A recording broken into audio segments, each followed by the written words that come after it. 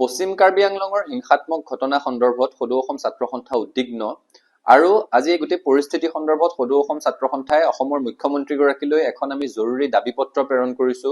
কাৰ্বি আংলং জিলাত শান্তি শৃংখলা ঘূৰাই অনাৰ স্বাৰ্থত তাত থকা কাৰ্বি জনজাতিকে প্ৰমুখ্য কৰি খিলঞ্জীয়া লোকসকলৰ স্বাৰ্থ সুৰক্ষিত কৰিবলৈ মুখ্যমন্ত্ৰীগৰাকীলৈ আমি দাবী জনাইছো। এটা কথা স্পষ্ট যে কাৰ্বি আংলঙৰ সমস্যা অসমৰ সমস্যা আৰু অসমৰ জাতীয় জীৱনৰ সমস্যা। অসমৰ জাতীয় জীৱনৰ যিকোনো সংকটৰ মুহূৰ্তত কাৰ্বি আংলঙত বসবাস কৰি থকা কাৰ্বি জনজাতিৰ লোকসকল তাৰ খিলঞ্জীয়া লোকসকলে নিজৰ জাতীয় দায়িত্ব প্ৰতি মুহূৰ্ততে দায়বদ্ধতাৰে সৈতে পালন কৰিছে। ঐতিহাসিক অসম আন্দোলনৰ সময়ত কাৰ্বি জনগোষ্ঠীৰ কাৰ্বি আংলং জিলাত থকা অন্যান্য খিলঞ্জীয়া জনগোষ্ঠীৰ বিশেষ ভূমিকা আছে। তেওঁলোকে শ্বহীদ বৰণ কৰিছে, অসংখ্যজন নিৰ্যাতিত হৈছে। অসম আন্দোলনৰ ভৰপক সময়ত অসম সাহিত্য সভাৰ অধিৱেশন ডিফুত অনুষ্ঠিত কৰি কাৰ্বি আংলংবাসীৰ ৰাইজে বুকুৰ উমেৰে সৈতে সেই অধিৱেশনখন সফল কৰিছে।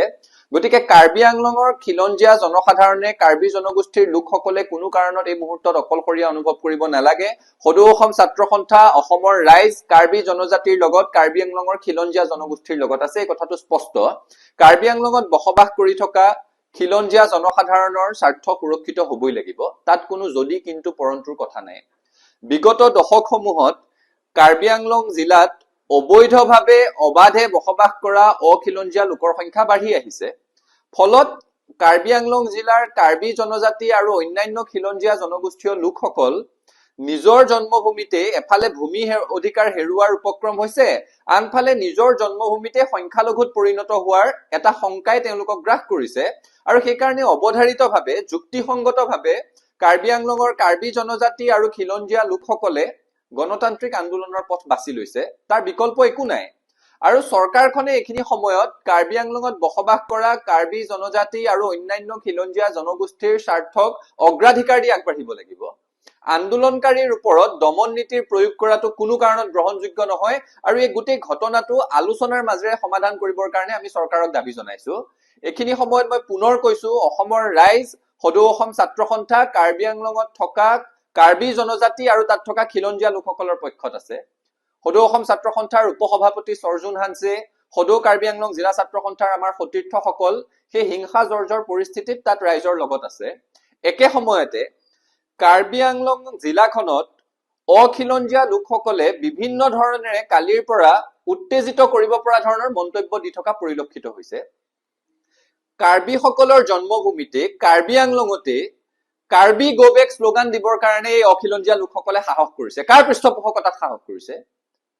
আমি সচৰাচৰ কৈ থাকো যে অসমৰ মানুহ, উত্তৰ পূৰ্বাঞ্চলৰ জনজাতীয় মূলৰ মানুহখিনি ভাৰতবৰ্ষৰ আন প্ৰান্তলৈ গলে তেওঁলোক বৰ্ণবাদৰ বলি হয়। আজি কিছু বছৰ আগলৈকে সেই পৰিৱেশটো আছিলে, এতিয়া সেই পৰিৱেশটো কিছু সলনি হৈছে বুলি আমি সকাহ পাবলৈ আৰম্ভ কৰিছিলোহে।